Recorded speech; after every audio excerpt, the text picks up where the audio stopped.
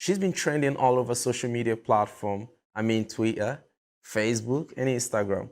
But wait, we had to think about it and be like, what is making this young lady trend all over social media? And knowing that she's from ABSU, Abia State University, here in Abia State. But she found a very unique way to market this product and make it stand out. Yeah, I mean, she rebranded what we know as Garri, and she called it Garri Parfait. And the social media have been on fire, and she's been trending. So today we have her in the studio to tell us more how she came about this innovative idea of branding Garri that we drink and we enjoy drinking to Garri Parfait. Here in the studio, we have Maureen Emenike to talk with us.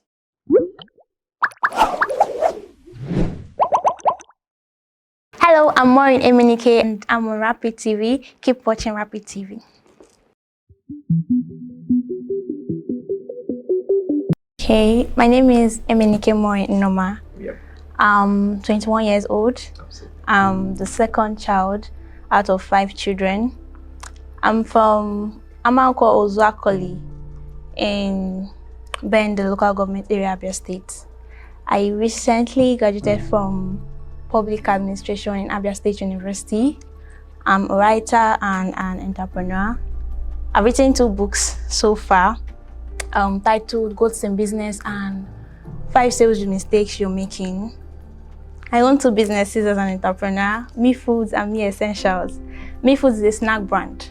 We help snack lovers to snack healthy with our peanuts, kuli, cashew nuts, and honey. We are also into cereals. We want to ensure that our customers do not get to miss their breakfast. So we provide them with fresh cereals to enable them enjoy breakfast and on time too. Then Me Essentials is basically a cleaning brand. We produce cleaning materials such as liquid soap, bleach, air freshener, toilet cleaners, and etc. So this is basically who I am. Okay, the whole Garri Parfait thing actually started out as a joke. It was all cruise because I wanted to give a gift to my friend Duke. We call Duke the president of Garri Drinkers Association in ABSU. It's not an existing association per se. It's just something we do for cruise, all Garri drinkers and something like that, the kind of solidarity. So he's always making posts about drinking Garri. I said, okay, let me give Duke a gift. I saw him on, I think it was on Monday or Tuesday. No, I think it was on a Monday. No, Sunday, yes. Saw him on a Sunday, and he reminded me of the Garri Parfait gift. I decided, okay, I was going to get it for him during the week. So I called him and told him to meet me on Tuesday for his gift. When I entered the hostel, I saw this Parfait cup, a used one inside the dustbin. That's when the idea came. So I got a Parfait cup and I layered everything, the Garri, the milk and everything, and I gave it to him the next day. He made a post about it on Facebook and people were like, I want. I said, okay, no problem. I made a post about it on my social media. Okay, no. After he made the post and people were like, I want, I was just like, I was in the comment section telling them, I have it and all that. They can come and place an order. Then 2 days later, his friend placed an order for 3 cups. That's the 3 cups I'm holding in the picture that has been trending. It was after I prepared the 3 cups, I decided to make a post about it. I took pictures of it and I made a post about it on Facebook. And that's how I started trending. It was difficult at first because I like to not be seen. But in school, people know me mostly because of my glasses. So when sometimes they're like, is this not the Garri girl? Are you not Garri girl? Are you Maureen and all that? And sometimes it's very difficult. At the point, I had to start going out without my glasses so that people will not be able to recognize me easily. So the whole thing has been challenging, but so far so good. Plus, everybody feels like they have an opinion about what you should do, how you should do it. They're like, this is what I think. Everybody just advise here and there, and it's very difficult. And it's almost like they're just waiting for you to flop. You do one thing and they're like, it's because you have blue, because of ordinary fame. Okay, like I usually, I've organized a Facebook class before, an online class for business owners like myself previously. I've also written 2 books before now. So I organized the class last week Friday. When I made the post about it like 2 weeks ago, somebody was like, this small fame, you think you can teach people? And I'm like, I've been organizing classes before now. What makes you think it's because of the fame? So it's almost like they think I'm just trying to take advantage of the whole fame thing to do what I cannot do. As much as, of course, I'm supposed to take advantage of the fame because opportunity comes but once. But then I'm not trying to do something that I'm not capable of. This is who I am. This is what I have been doing before now. So, but aside that, the whole fame thing is actually good because my business has gotten the exposure that it needs, and I'm just happy. My biggest challenge in ABSU as an entrepreneur is logistics. It's very difficult to get products across. With your ABSU, it's very difficult. When I'm at home, my business thrives more. I can easily tell people nationwide delivery available because we can deliver to Lagos, anywhere in Abia, from Abia. But in ABSU, okay, for instance, during the whole Garri Parfait thing, somebody placed an order from Port Harcourt and I was supposed to deliver. The guy made payment. I told him the delivery is 2,000. He sent me 2,000 naira, made payment for his product, but I had to cancel it. I had to refund him because when I went to the park, they said the delivery was 3K. That's like 3 times the amount, the price of the product he was getting. So I had to make a refund. My biggest issue in ABSU is the logistics. It's very, very difficult to have access to other parts of Nigeria, other states in Nigeria, and it's exhausting. It's exhausting. A lot of times I have to make products, then send them to Abia. So my mom helps me to distribute to other parts of Nigeria when I'm not at home. And whenever it finishes there, everybody has to wait till the next one, the next batch comes in. So it's very difficult. It makes business very slow for me. And what I have to say to entrepreneurs who are trying to balance academics and business is to have an accountability partner. And when I say an accountability partner, I don't mean, no, Duke is not my accountability partner. I mean somebody that you respect, not just a bestie or a friend, someone that you can just say, I beg, I'm not being guest strength that time, no. And somebody that you actually respect, that if a person says, why have you not read, why did you skip your reading timetable and all that, somebody you can be answerable to, because that's what helped me in school. I had an accountability partner who is my mentor, and he helped me every semester. Would draft out a reading timetable and I have to stick to it. If I don't stick to it, there is trouble.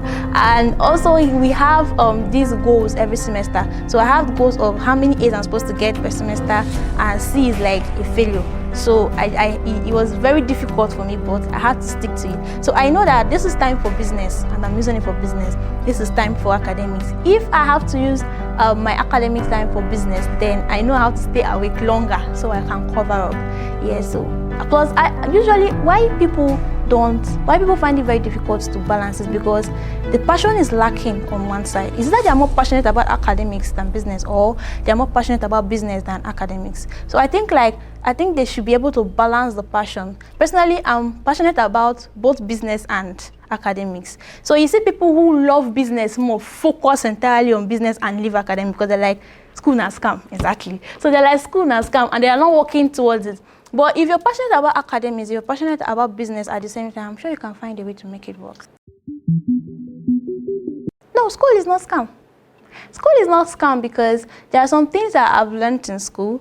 There are some, okay, for instance, in our 200 level, we did this entrepreneurship course that helped me because at the time, I was into business then, but I've not started Me Foods. So I was into a whole lot of things.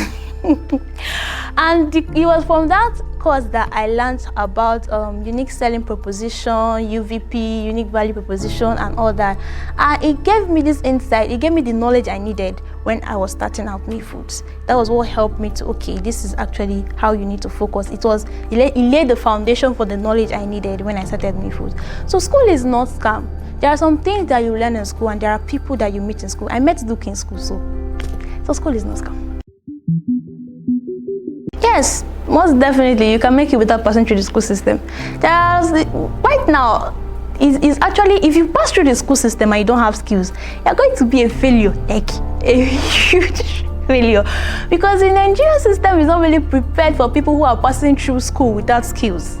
So the internet has made it very easy for us to acquire skills, technological skills. You can also acquire, you must not be digital skills. You can also acquire just tailoring and all that online.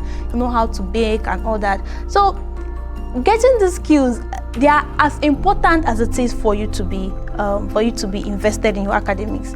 Yes, I understood that, and that is why I started my business even as a student. That is why I knew that I cannot leave school empty-handed. I can't. No, it's not possible. If you're leaving school, that's even why. That's the more reason. I feel like the Nigerian education system has come to understand that, and that's why the entrepreneurship course is embedded in the curriculum. So we have, from your 200 level, you have this entrepreneurship course. I did shoemaking, so I know a little bit about shoemaking. And when I was a student, I did some slippers for my uncle, who paid for it for his mom at the time.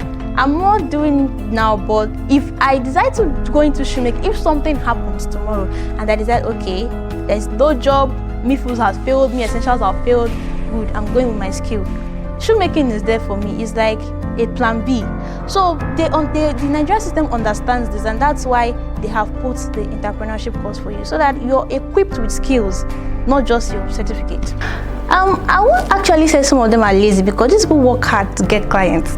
Like, I feel like this whole runs thing is also a business, because if you check it out, there are runs girls who have clients that pay them 500k, 1 million. And then there are runs girls who have clients that pay 50k. There are runs girls who have clients that pay 5k, 10k. So this thing is like business. You know your target audience and you know what to do.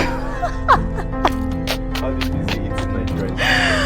And you know what to do to get your target audience. So I feel like most of them, they don't just want to put in the extra work that is needed. They're not really lazy because they're working hard. I mean, sex is hard, and they're working hard. And they're working hard to, basically, first off, sometimes it's from the background. It's where they're coming from, what they are used to from home. Then secondly, it's from the training. Now, as much as I will say it's from the training, I also believe that a person is not just an embodiment of the training the person has received from home. You're also an embodiment of the training, the discipline you have given to yourself. So there are people who don't discipline themselves. There are people who, anywhere belief is, that's where they are, exactly. So you see that when they come to school and it's trending, the peer pressure, the hunger to be among, to feel among, to be in the class and all that, I think that's what moves them. So they're like, we want it sharp. They don't want to hustle. They don't want to put in the effort. So it's easier to do runs for them. It's easier. But personally, I feel it is even more difficult to do runs, because when you're doing business, your life is not really at stake. But what if you go to Abuja and you die there? So it's the risk associated with runs. I'm not sure they understand. Maybe for them, they feel the risk is easier than the risk of doing business. But personally, I think the risk of doing runs is actually way more than running a business. So it's background, discipline, peer pressure, and greed. Oh. Greed. Yes, right, they are very greedy. Right now, I'm just working on establishing my business. We're trying to get foods, products into different stores. We're starting with Abia. We're starting with the stores that are in ABSU. Yeah, from there we can. And I'm also working on getting retailers in different universities and different parts of the state. Yes, full time. Now that I'm going to be in Abia, where I can send out web views in peace and I will not weep. By the grace of God, that is what we are working on.